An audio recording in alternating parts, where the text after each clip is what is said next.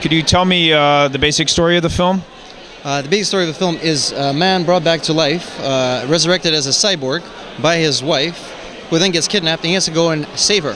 It's a very, very minimalistic approach, because the film is not what it's about, it's rather how it goes about it.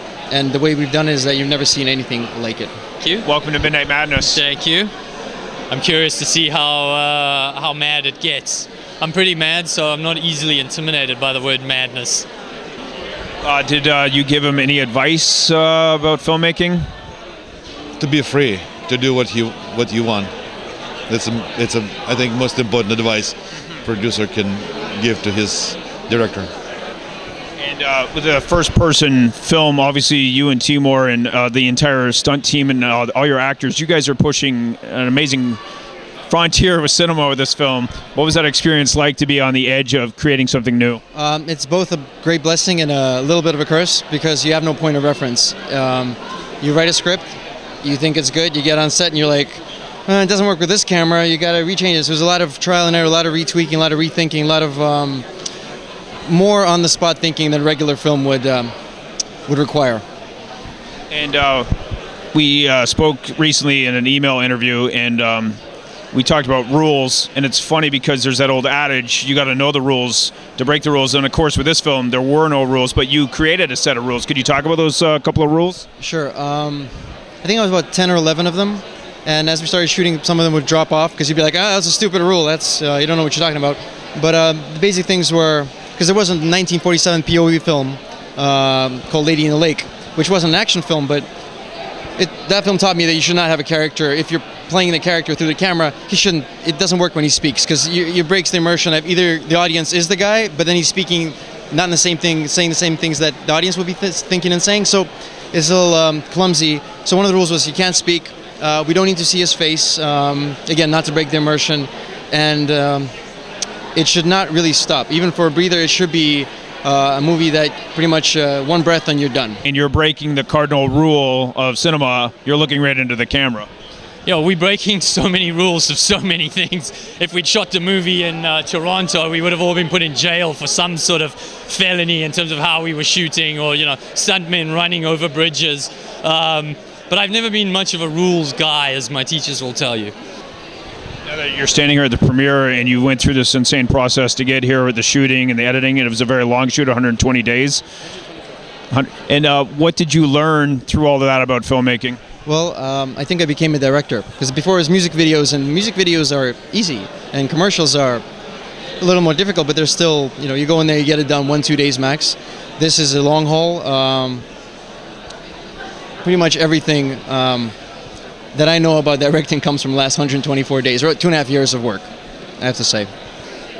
And what was it like to work with IIya and Timur on this film?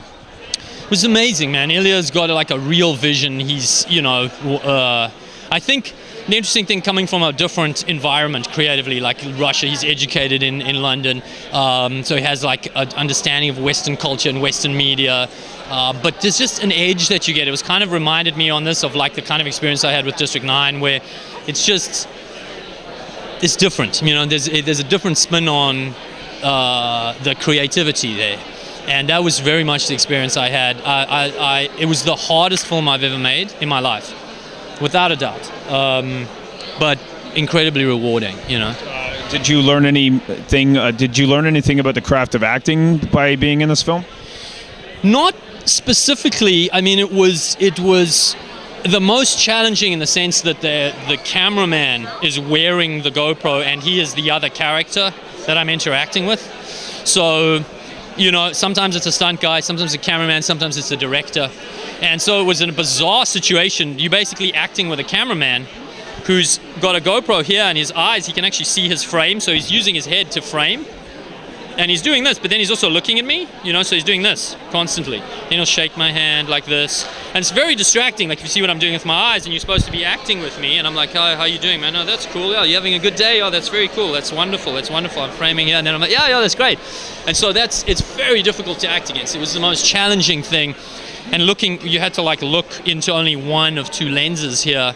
We had 2 GoPros mounted.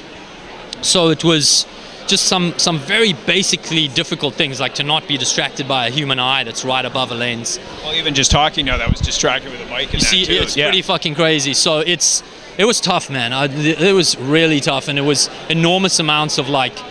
I mean, I was doing stunts in the film where, like, I would drive a car, smash through a police car, guy's hanging on the car, I'm elbowing him, he's releasing the car, falling in the street, and there's no road closure, and it's raining, and it's a 3-lane road, you know. So it was very sort of hairy but exciting, and there's a sort of really rough rawness to the film that I think comes across because of that.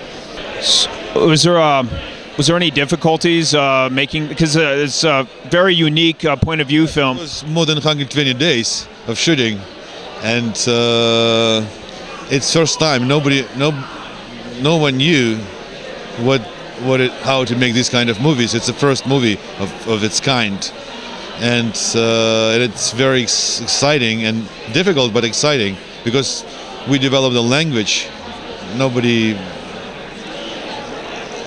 speaks yet. I'm sure that you've learned more about filmmaking by making this. Yes, of course. It's why I'm producing movies, because it's curiosity. I'm interested. What was the editing process on this movie like? It's very different, because you cannot. There is no close-up. It's just one continuous shot. But there is editing, and it's very different, and it's unique language, and we learn. I mean, it's difficult to describe in details, but it's very, very. You will see, because I think the audience will judge. I cannot, because I'm part of the. Too close to the film now. Yeah, I'm too close. How do you research this kind of movie? I mean, like, to prepare as an actor for this POV film has never been done before. How does that work to get yourself in the mindset? Well, it's about, for me, this was about tone, you know, so I play, essentially, as much as I can tell you, is my character kind of helps the character that is the audience, which is like the cyborg, through the movie.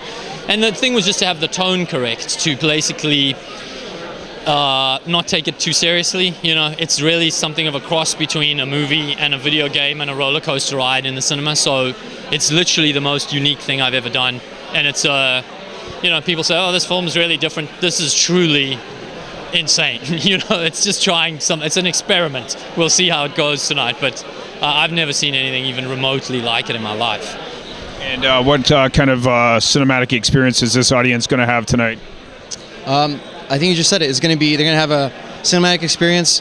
You add the word new to it, and you get the new cinematic experience. And I hope the guys feel as great about it as I do.